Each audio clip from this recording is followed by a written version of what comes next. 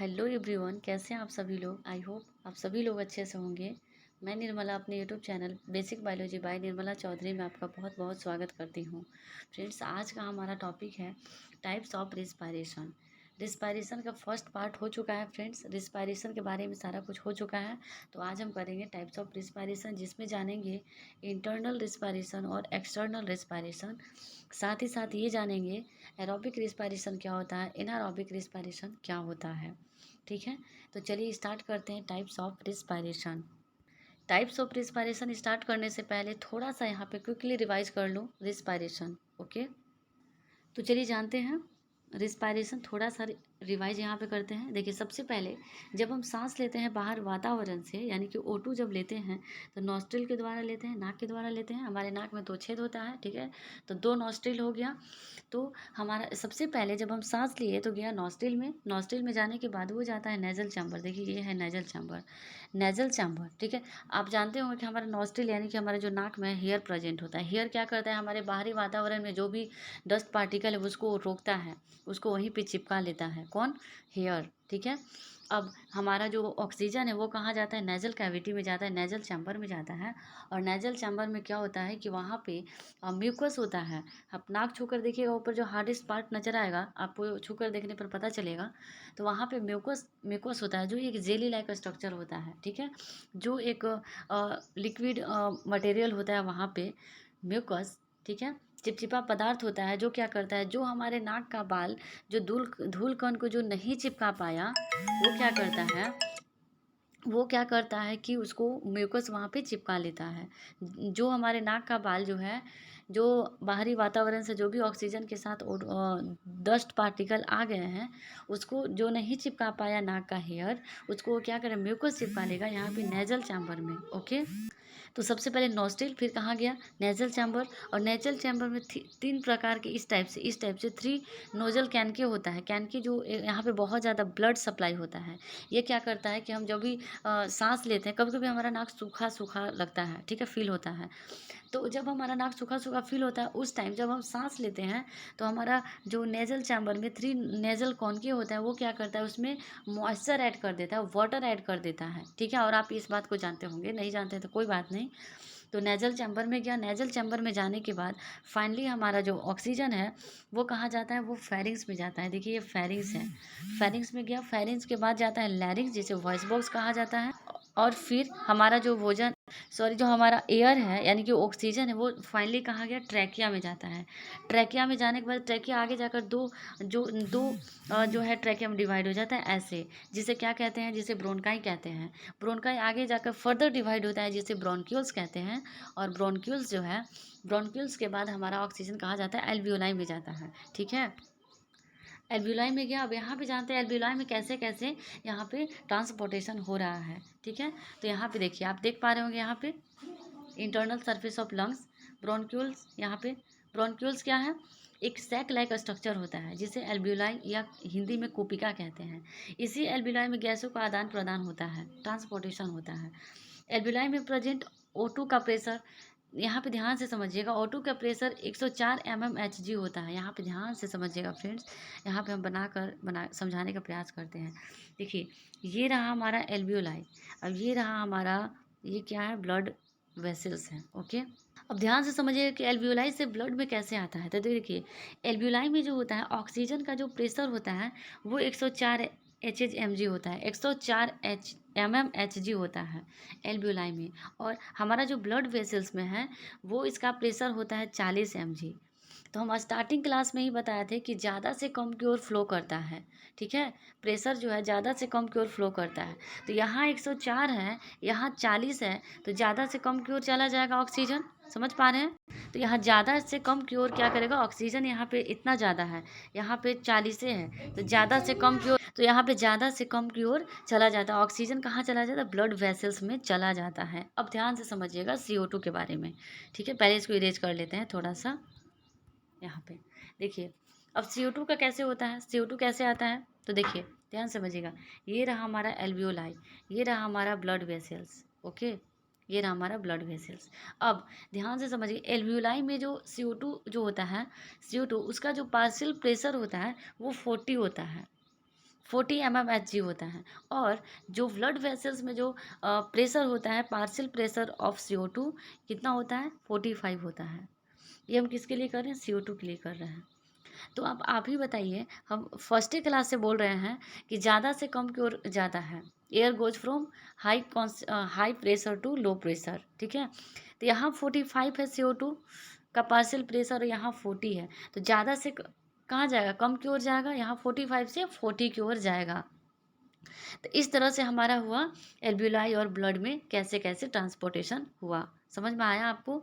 यदि नहीं आया तो कोई बात नहीं, फिर से हम इसको समझाने का प्रयास करेंगे, ठीक है। तो ये हुआ हमारा एल्ब्यूलाई और ब्लड वेसल्स के बीच में ट्रांसपोर्टेशन, ठीक है। तो ज़्यादा से कम की ओर जाएगा, तो अंततः हमारा एल्ब्यूलाई में गया, हमारा जो ऑक्सीजन एल्ब्यूलाई में, एल्ब्यूलाई से हमारा ब्लड में गया। अब ब्लड और टिश्यू के बीच देखते हैं, यहाँ पे उसी टाइप का होगा। ये क्या है, हमारा ब्लड है, और ये क्या है, हमारा सेल है। देखिए ये क्या है, ये सेल है। अब ब्लड और सेल के बीच कैसे होगा, ध्यान से समझिएगा।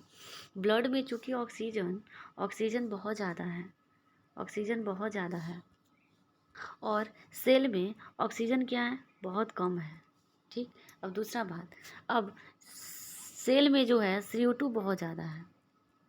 CO2 क्या है, बहुत ज़्यादा है, क्योंकि सेल का जो माइटोकॉन्ड्रिया वो क्या किया, एनर्जी बनाया और CO2 बनाया, ठीक है। तो यहाँ पे जो है CO2 का लेवल बहुत ज़्यादा होता है, और ब्लड में क्या है, CO2 का लेवल बहुत कम है। अब आप ही बताइए, ऑक्सीजन यहाँ पे बहुत ज़्यादा है और सेल में ऑक्सीजन कम है, तो ज़्यादा से कम की ओर जाएगा। दूसरा बात, CO2 यहाँ पे सेल में बहुत ज़्यादा है और ब्लड में बहुत कम है, तो CO2 यहाँ से यहाँ चला जाएगा। तो ये हुआ ट्रांसपोर्टेशन, ठीक है। बस एक दिमाग में रखिएगा कि ज़्यादा से कम की ओर जाता है। समझ में आया? अब नेक्स्ट स्लाइड की ओर बढ़ते हैं। फिर यहाँ पे तो इस तरह से CO2 और O2 का ट्रांसपोर्टेशन हुआ, चेंजेज हुआ, ठीक है। तो फ्लो समझ में आया फ्रेंड्स? सबसे पहले नोस्ट्रिल, ठीक है, नोस्ट्रिल के बाद नेजल चैम्बर, नेजल चैम्बर के बाद फेरिंग्स, उसके बाद लैरिंग्स, फिर ट्रैकिया, फिर ब्रोनकाई, फिर ब्रोनक्यूलस, फिर हमारा एल्वियोलाई, फिर हमारा क्या, ब्लड में, ब्लड के बाद फिर हमारा क्या, सेल में गया। सेल के बाद वहाँ से CO2 वापस आया in the form of ATP, okay, और फिर वो हम बाहर छोड़ दिए CO2। एक बात और यहाँ पे फ्रेंड्स, कि जब हम सांस लेते हैं, यानी कि जब हम इंस्पायरेशन करते हैं, उस टाइम हमारा जो डायाफ्राम है कॉन्ट्रैक्ट होता है। हमारा जो डायाफ्राम है जिस टाइप से रहता है वो क्या होता है, कॉन्ट्रैक्ट होता है, नीचे की ओर क्या करता है, मूव करता है इनहेलेशन के टाइम, और उसका जो शेप हो जाता है वो फ्लैटेंड शेप हो जाता है फ्रेंड्स, ठीक है। जैसे हम पहले क्लास में भी बताए थे कि डायाफ्राम जो है 70 से 80% हेल्प करता है हमारे सांस लेने और सांस छोड़ने में। तो जब हम सांस लेते हैं उस टाइम हमारा जो डायाफ्राम फ्लैटेंड शेप हो जाता है, यानी कि नीचे की तरफ कॉन्ट्रैक्ट होता है, ठीक है। तो यहाँ पे क्या होता है, डॉम्स डायाफ्राम का जो शेप है वो फ्लैटेंड सेपरेट हो जाता है, नीचे की ओर मूव करता है, कॉन्ट्रैक्ट होता है हमारा डायाफ्राम, ठीक है। और लेकिन जब हम इंस्पायर करते हैं, जब हम एक्सपायर करते हैं, जब हम सांस छोड़ते हैं, ठीक है, एक्सपायरेशन जब करते हैं, उस टाइम हमारा जो डायाफ्राम है वो कैसा हो जाता है, डोम सेपरेट हो जाता है फ्रेंड, डोम सेपरेट हो जाता है जब हम सांस छोड़ते हैं, यानी कि CO2 जब हम बाहर छोड़ते हैं उस टाइम। तो जो हमारा डायाफ्राम है वो क्या करता है, डोम सेपरेट ऊपर की ओर धक्का देता है, तब हमारा सांस बाहर आता है। तो डायाफ्राम जो है 70 से 80% हेल्प करता है सांस लेने और सांस छोड़ने में। समझ में आ रहा है? तो ये हुआ डायाफ्राम का जो है फंक्शन, ठीक है। तो डायाफ्राम जो है बहुत इंपॉर्टेंट है सांस लेने और सांस छोड़ने में। अब रिस्पायरेशन के टाइप जानते हैं, रिस्पायरेशन के कितने टाइप होते हैं। तो रिस्पायरेशन के जो टाइप होते हैं, टाइप, यहाँ से पेंसिल लेकर समझाएं, जो टाइप होते हैं रिस्पायरेशन के वो कितना होता है, 2 होता है। पहला, यहाँ पे ब्रश के माध्यम से समझाएं, एक्सटर्नल रिस्पायरेशन, यानी कि बाह्य श्वसन, ठीक है। सबसे फर्स्ट एक्सटर्नल रिस्पायरेशन और दूसरा इंटरनल रिस्पायरेशन। तो एक्सटर्नल रिस्पायरेशन क्या होता है, आइए जानते हैं एक्सटर्नल रिस्पायरेशन, ठीक है। किसी भी ऑर्गेनिज्म तथा इन्वायरमेंट के बीच जो ऑक्सीजन तथा कार्बन डाइऑक्साइड गैस का आदान प्रदान होता है उसे ही एक्सटर्नल रिस्पायरेशन कहते हैं, हिंदी में से बाह्य श्वसन कहते हैं। मतलब इन्वायरमेंट के बीच जो भी ऑक्सीजन का और कार्बन डाइऑक्साइड का ट्रांसपोर्टेशन हो रहा है, जो भी ले रहे हैं, छोड़ रहे हैं, ठीक है, आदान प्रदान हो रहा है, उसे ही एक्सटर्नल रिस्पायरेशन कहते हैं। जैसे हम क्या कर रहे हैं, आप एक एक चीज़ जानते हैं फ्रेंड्स, कि जब हम इंस्पायरेशन करते हैं, यानी कि जब हम सांस लेते हैं, तो हमारे इन्वायरमेंट में जो जितना ऑक्सीजन है उतना ही हम लेंगे। तो हमारे इन्वायरमेंट में आप जानते होंगे कि ऑक्सीजन जो है 21% होता है। ठीक है, यहाँ पे देखिए 21% होता है यहाँ पे। ठीक है, 21% हम लेते हैं, 21%। लेकिन जब हम एक्सपायरेशन करते हैं, यानी कि जब हम छोड़ते हैं, तो हम O2 को कितना छोड़ते हैं, 70%, 17%, यानी कि 17% छोड़ते हैं। लेते तो हैं 21%, पेंसिल यहाँ पे ले लेते हैं। लेते तो हम ऑक्सीजन 21%, लेकिन छोड़ते कितना है, 17%। ठीक है, फिर नाइट्रोजन, नाइट्रोजन आप जानते हो कि हमारे इन्वायरमेंट में नाइट्रोजन कितना है, 78% है। लेकिन लेते हैं हम, कितना लेते हैं, 78% लिए, इनहेल किए, ठीक है। लेकिन अब एक्सहेल की बारी जब आती है, तो 78.09% ही छोड़ते हैं। जितना लिए उतना छोड़ दिए, ठीक है। नाइट्रोजन, ऑक्सीजन क्या किए, 21% लिए और कितना छोड़ दिए, 17% छोड़ दिए। अब CO2 के बारे, CO2 हमारे इन्वायरमेंट में होता है 0.03%, 0.03%। तो लेते हैं, लेकिन CO2 जब छोड़ने के बारी आती है तो 4% छोड़ते हैं। ठीक है, आया ये बात समझ में, ये चीज़ समझ में आया। तो देखिए एक्सटर्नल रिस्पायरेशन में क्या होता है कि सांस लिए, सांस छोड़े, ठीक है। इंस्पायरेशन किए, एक्सपायरेशन किए। इंस्पायरेशन के समय नाइट्रोजन 78% था, सो 78% हम छोड़ दिए इन्वायरमेंट में। और ऑक्सीजन 21% लिए, लेकिन 17% छोड़े। कार्बन डाइऑक्साइड 0.03% लिए, इनहेल किए, और एक्सहेल की जब बारी आई, 4% जो है छोड़े। यहाँ पे थोड़ा सा ज़्यादा हो जाता है।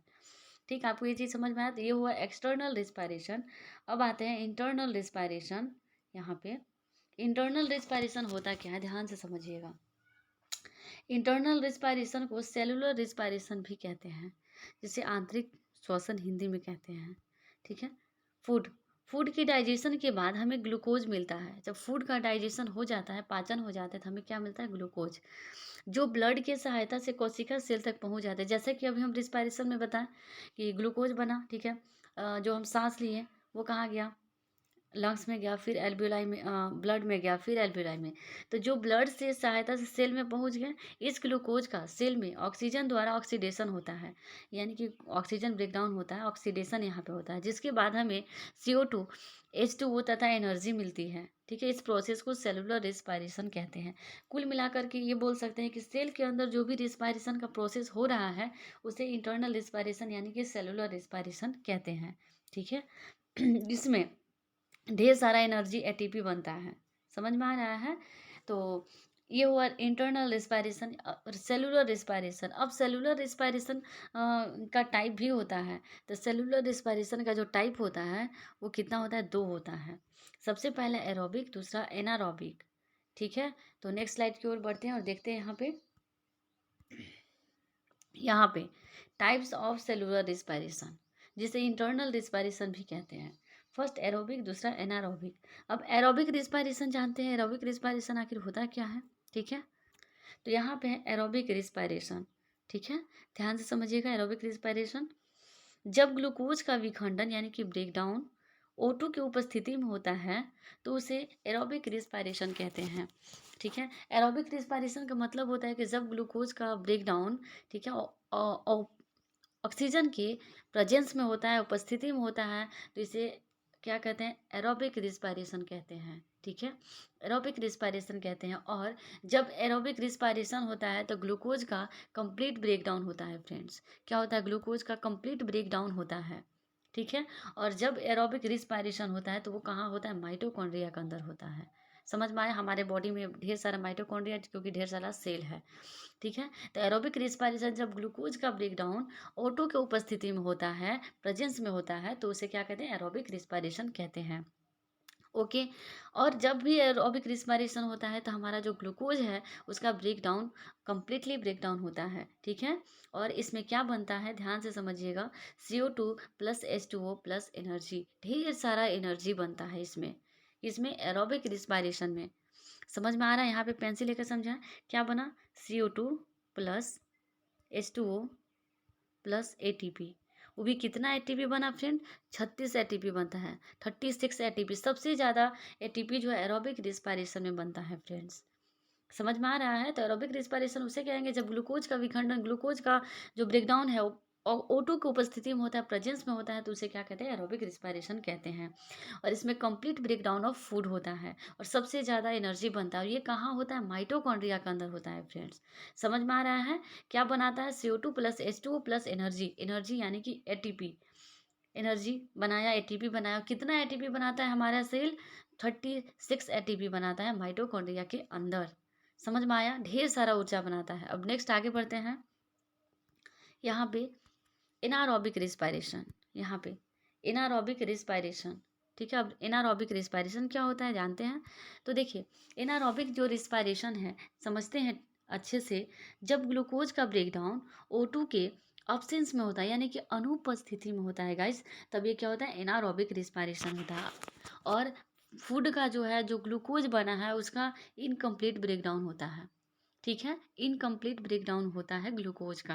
तो एनारोबिक रिस्पायरेशन उसे कहते हैं जब ग्लूकोज का ब्रेकडाउन O2 के अब्सेंस में होता है, यानी कि अनुपस्थिति में होता है ग्लूकोज का ब्रेकडाउन, तो उसे क्या कहेंगे? उसे कहेंगे एनारोबिक रिस्पायरेशन। ठीक है, अब एनारोबिक रिस्पायरेशन भी फर्दर 2 टाइप्स में कर सकते हैं। सबसे पहला, यदि लैक ऑफ ऑक्सीजन है, यानी कि जब हमारी बॉडी में ऑक्सीजन की कमी है, बहुत कम ऑक्सीजन मिल रहा है हमारी बॉडी को, तब क्या होता है? तब क्या होता है? हमारे फूड का इनकम्प्लीट ब्रेकडाउन होगा। ठीक है, और क्या होगा? जब हमारे बॉडी को लैक ऑफ ऑक्सीजन मिलता है, यानी कि ऑक्सीजन क्या मिलता है? कम मिलता है गाइस। ऑक्सीजन क्या होगा? O2 क्या मिलेगा? कम मिलेगा। जब ऑक्सीजन बहुत कम मिलेगा, नहीं के बराबर मिलेगा, उस टाइम हमारा अ, जो फूड का जो ब्रेकडाउन होता है वो इनकम्प्लीट होता है। और दूसरा, ये कहाँ पे होता है? ये होता है ह्यूमन मसल्स के अंदर। कहाँ होता है फ्रेंड्स? ह्यूमन मसल्स के अंदर, यहाँ पे। समझ में आया? तो जब हमारे बॉडी को ऑक्सीजन की कमी हो जाता है, कम मिलता है हमारे बॉडी को, तब इनकम्प्लीट ब्रेकडाउन होता है। ये कहाँ होता है? ह्यूमन मसल्स के अंदर ही रिस्पायरेशन होने लगता है, एटीपी बनने लगता है, जिसमें इस प्रोसेस में क्या क्या बनता है ध्यान से समझिएगा। लैक्टिक एसिड प्लस एनर्जी, और बहुत कम एनर्जी मिलता है फ्रेंड्स, बहुत कम एनर्जी। कितना मिलता है? 2 एटीपी सिर्फ मिलता है इसमें। ठीक है, और ये कहाँ पे होता है? ये ह्यूमन मसल्स के अंदर होता है। जब हमारे बॉडी को ऑक्सीजन कम मिलने लगता है, तब वो क्या करता है? रिस्पायरेशन कहाँ करेगा? ह्यूमन मसल्स के अंदर ही ब्रेकडाउन फूड का होने लगता है, और इनकम्प्लीट ब्रेकडाउन होता है, और फाइनली प्रोडक्ट जो बनता है वो बनता है लैक्टिक एसिड प्लस एनर्जी, और बहुत कम एनर्जी मिलता है फ्रेंड्स। ओके, समझ पा रहे हैं इस लाइन को? अब नेक्स्ट आगे बढ़ते हैं। अब देखिए, एक तो था लैक ऑफ ऑक्सीजन, यानी कि ऑक्सीजन कम मिलेगा, और दूसरा ये भी कंडीशन हो सकता है कि जब अब्सेंस ऑफ ऑक्सीजन हो, यानी कि एकदम ऑक्सीजन नहीं मिले, एकदम ऑक्सीजन ही नहीं मिले, तो उस टाइम क्या करता है कि ईस्ट सेल के अंदर इनकम्प्लीट ब्रेकडाउन होता है। कुल मिलाकर के यही जान लीजिए कि एनारोबिक रिस्पायरेशन में इनकम्प्लीट ब्रेकडाउन होता है फूड का।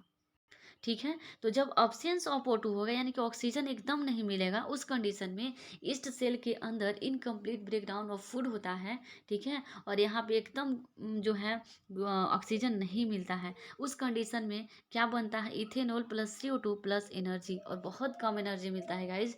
2 एटीपी यहाँ पे मात्र मिलता है एनर्जी। ठीक है, और यहाँ पे क्या बनाता है? यहाँ पे बनाता है इथेनॉल CO2 प्लस एनर्जी, और इसे ही क्या कहते हैं? फ्रेगमेंटेशन कहते हैं। किण्वन प्रक्रिया इसे ही कहा जाता है।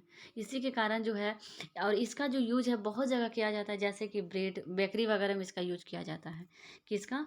Absence of oxygen, ethanol plus CO2 plus energy. Alcohol बनाने इसी से बनता है फ्रेंड्स, जिसे कहते हैं किण्वन प्रक्रिया, जिसे फ्रेगमेंटेशन कहते हैं। ठीक है, फर्मेंटेशन कहते हैं। यहाँ पे ध्यान से समझिएगा फ्रेंड्स, जब एनारोबिक रिस्पायरेशन होता है, ठीक है, और लैक ऑफ ऑक्सीजन में जो हमारा बॉडी के मसल्स के अंदर जो हमारा एटीपी बनता है, एनर्जी बनता है, lactic acid plus energy plus 2 eighty मतलब 2 एटीपी बनता है इसमें। और वही लैक्टिक एसिड हमारे ज्वाइंट में जमने लगता है, बहुत ज़्यादा बढ़ने लगता है। ठीक है, जिसके कारण जो है घुटना में दर्द होने लगता है। कब? जब हमारे बॉडी को ऑक्सीजन बहुत कम मिलता है, उस टाइम ह्यूमन के मसल्स में ही क्या करेगा, रिस्पायरेशन होने लगता है, वहीं पे फूड का ब्रेकडाउन होने लगता है, जिसमें क्या बनाता है, लैक्टिक एसिड बनाता है। और लैक्टिक एसिड बहुत डेंजर होता है फ्रेंड्स। इसी के जमाव के कारण जो है हमारे जो घुटना में या फिर केहूनी के जॉइंट में दर्द होने लगता है, क्योंकि लैक्टिक एसिड क्या होता है, उसका जमाव बढ़ जाता है, बहुत ज़्यादा बढ़ जाता है। समझ में आ रहा है? तो ये हुआ एनारोबिक रिस्पायरेशन। एक चीज़ आपको माइंड में आ रहा है फ्रेंड्स कि यहाँ पे जो है एनारोबिक रिस्पायरेशन, यहाँ पे बहुत कम ऑक्सीजन मिलता है, और एक तो है, एक कंडीशन तो है कि वहाँ पे ऑक्सीजन मिलता ही नहीं है। उस कंडीशन में जो क्या बनाता है, ethanol plus CO2 plus energy, 2 ATP। एक चीज़ याद रखिएगा फ्रेंड कि सबसे ज़्यादा जो ATP है, सबसे ज़्यादा जो ATP है, यहाँ से पेंसिल ले लेते हैं, सबसे ज़्यादा जो ATP है कहाँ मिलता है, एरोबिक रेस्पायरेशन में। 36 मिलता है, 36 ATP। ठीक है, 36 ATP रिलीज होता है फ्रेंड्स। समझ पा रहे हैं? तो सबसे ज़्यादा एनर्जी किससे मिलता है, तो सबसे ज़्यादा एनर्जी जो है हमें किससे मिलता है, तो वो एरोबिक रेस्पायरेशन से मिलता है फ्रेंड्स। समझ पाए? एनारोबिक से सिर्फ 2 ATP मिलता है। अब एक इम्पॉर्टेंट बात वो ये है कि देखिए, जब आपको एक माइंड में आ रहा है फ्रेंड्स कि हमारा जो आरबीसी है, जो हमारा जो आरबीसी है, आरबीसी के अंदर कोई सेल नहीं होता है, कोई यहाँ पे सेल ऑर्गेनेल्स नहीं होते हैं, सिर्फ और सिर्फ हीमोग्लोबिन है। इस बेचारे के पास सिर्फ हीमोग्लोबिन का पॉकेट पड़ा हुआ है। इस टाइप से हमारा होता है ऐसे आरबीसी। इसके अंदर जो है ढेर सारा हीमोग्लोबिन भरा हुआ है। इसके पास ना न्यूक्लियस है, ना सेल ऑर्गेनेल्स है, ना कुछ भी नहीं है सिवाय हीमोग्लोबिन के। तो ये कैसे रिस्पायर करेगा, आपको माइंड में आ रहा है? ये कैसे रिस्पायर करेगा फ्रेंड्स? ये रिस्पायर करेगा एनारोबिक। ठीक है, क्योंकि इसके पास क्या नहीं है, सेल ऑर्गेनेल्स नहीं है, न्यूक्लियस नहीं है, सिर्फ इसके पास हीमोग्लोबिन होता है फ्रेंड्स। तो आरबीसी के अंदर no nucleus, no cell organelles, only present haemoglobin. इसलिए ये कौन सा रिस्पायरेशन शो करता है, ये एरोबिक रिस्पायरेशन करता है फ्रेंड्स। ठीक है, समझ पाए? क्योंकि इसके पास कोई सेल नहीं है, कोई सेल ऑर्गेनल्स नहीं है, कोई न्यूक्लियस नहीं है, सिर्फ और सिर्फ हीमोग्लोबिन है। समझ पाए? तो आरबीसी के अंदर किस टाइप का रिस्पायरेशन होगा, तो एनारोबिकली रिस्पायर करता है आरबीसी। ओके, समझ पा रहे हैं? और जिस प्रोसेस से आरबीसी अपना एटीपी बनाता है, एनर्जी बनाता है, उसे पेंटोन फॉस्फेट पाथवे कहा जाता है। Pantone phosphate pathway. ठीक है, इस प्रोसेस को कहते हैं, जिस प्रोसेस से आरबीसी एनर्जी बनाता है उसे पेंटोज फॉस्फेट पाथवे कहा जाता है। ठीक है, तो आई होप कि आपको ये चीज़ समझ में आया होगा फ्रेंड्स। यहाँ पे समरी देख लेते हैं थोड़ा सा। देखिए, ग्लूकोज है, 6 कार्बन मॉलिक्यूल, साइटोप्लाज्म में होता है ये। यहाँ पे बनता है pyruvate, 3 carbon molecule plus energy बनता है। ठीक है, यहाँ पे क्विकली यहाँ पे थोड़ा समझा दे। देखिए, अब्सेंस ऑफ ऑक्सीजन, यानी कि जब ऑक्सीजन कम मिलेगा तब कहाँ बनाएगा, तब रिस्पायरेशन कहाँ होगा, फ्रूट का ब्रेकडाउन कहाँ होगा, ईस्ट सेल के अंदर। ठीक है, अब्सेंस ऑफ ऑक्सीजन होगा तो ईस्ट सेल के अंदर। ठीक है, और क्या बनाएगा फ्रेंड्स, क्या बनाएगा, यहाँ पे आपको समझाते हैं। यहाँ पे इथेनॉल CO2 प्लस एनर्जी। ठीक है, इथेनॉल CO2 प्लस एनर्जी बनाता है। अब इसमें कितना एनर्जी अभी हम बताएं, 2 ATP। 2 ATP सिर्फ बनता है। दूसरा, यहाँ पे लैक ऑफ ऑक्सीजन होगा। जब लैक ऑफ ऑक्सीजन होगा फ्रेंड्स, यहाँ पे ब्रश लेकर, जब लैक ऑफ ऑक्सीजन होगा, तो लैक ऑफ ऑक्सीजन में यानी कि ऑक्सीजन कम मिलेगा, उस कंडीशन में क्या करेगा कि मसल सेल के अंदर ही जो है फूड का ब्रेकडाउन होने लगता है, और क्या बनाता है, फिर लैक्टिक एसिड, एनर्जी। और कितना एनर्जी यहाँ भी बनता है, यहाँ भी 2 एनर्जी बनता है फ्रेंड्स। अब नेक्स्ट, यहाँ पे जब अब ये जो लैक ऑफ ऑक्सीजन है, मसल सेल के अंदर जो फूड का ब्रेकडाउन होने लगा, उसमें लैक्टिक एसिड, एनर्जी और 2 एनर्जी बनाता है फ्रेंड्स। और यही लैक्टिक एसिड का जमाव बहुत ज़्यादा होने लगता है हमारे जॉइंट में, घुटना में। ठीक है, जिसके कारण क्या होता है कि दर्द होने लगता है हमारा मसल्स, है ना, जिसे फटीग बोलते हैं, फटीग बीमारी। ठीक है, अब नेक्स्ट यहाँ पे देखिए, प्रेजेंस ऑफ, अरे भाई ये क्या हो गया, अब यहाँ पे देखिए, प्रेजेंस ऑफ ऑक्सीजन, यदि ऑक्सीजन सफिशियंट हमारी बॉडी को मिला, तब कहाँ पे फूड का ब्रेकडाउन होगा, माइटोकॉन्ड्रिया के अंदर होगा गाइस। ओके, माइटोकॉन्ड्रिया के अंदर होगा, और क्या बनाएगा, CO2 H2O प्लस ढेर सारा एनर्जी कितना बनाएगा, कितना एनर्जी बनाएगा, 36 ATP बनाता है गाइस। समझ पाए? इस समरी को समझ में आया आपको, अच्छे से आया? और यदि नहीं आया तो कोई बात नहीं, कमेंट कीजिएगा, बताइएगा समझ में नहीं आएगा तो ये हुआ हमारा आज का क्लास, जो रिस्पायरेशन ख़त्म हो चुका है फ्रेंड्स। ठीक है, अब नेक्स्ट चैप्टर में हम नेक्स्ट क्लास में न्यू चैप्टर के साथ मिलते हैं। ठीक है, तो यदि आपको समझ में आया तो प्लीज़ मेरे चैनल को सब्सक्राइब कर देना, लाइक करना, अपने फ्रेंड लोग के पास शेयर जरूर कर देना, जिससे कि वो भी इस चीज़ को जान सके। ओके, तो आई होप कि आपको ये चीज़ समझ में आया होगा। टाइप्स ऑफ रिस्पायरेशन, एनारोबिक क्या होता है, एरोबिक क्या होता है, एक्सपायरेशन क्या होता है, इंस्पायरेशन क्या होता है। ठीक है, तो आपको ये चीज़ समझ में आया होगा फ्रेंड्स। तो प्लीज़ वीडियो को एंड तक जरूर देखना, जिससे कि आपको अच्छे से समझ में आए। ठीक है, तो चलिए मिलते हैं नेक्स्ट वीडियो में नेक्स्ट टॉपिक के साथ। Okay, thank you so much.